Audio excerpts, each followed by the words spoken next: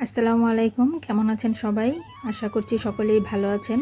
আপনাদের দোয়া এবং আল্লাহর রহমতে আমিও ভালো আছি, আলহামদুলিল্লাহ।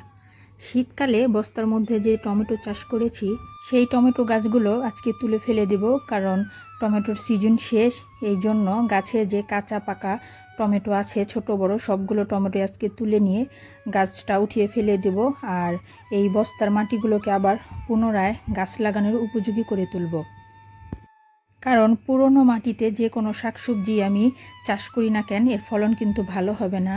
কারণ অনেক দিন যাবৎ যেহেতু এই বস্তার মধ্যে গাছ ছিল, তো এই গাছের মাটিগুলো প্রায় নষ্টই হয়ে গেছে। কারণ হচ্ছে অনেক দিন পানি দেওয়ার ফলে কিন্তু এই মাটিতে গুলি স্যাঁতস্যাঁতা হয়ে থাকে, আর এর ফলে কিন্তু অনেক জীবাণু মাটির মধ্যে আক্রমণ করে, যেমন ছত্রাক, পোকামাকড়। আর এই মাটির মধ্যে যদি ছত্রাক বা যে কোনো পোকামাকড় থাকে, তবে কিন্তু যে গাছই আমি রোপণ করি না কেন, গাছগুলো ভালো হবে না। এই জন্য আমি গাছগুলোকে তুলে নিয়ে বস্তার মাটিগুলো রোদে শুকিয়ে দিচ্ছি।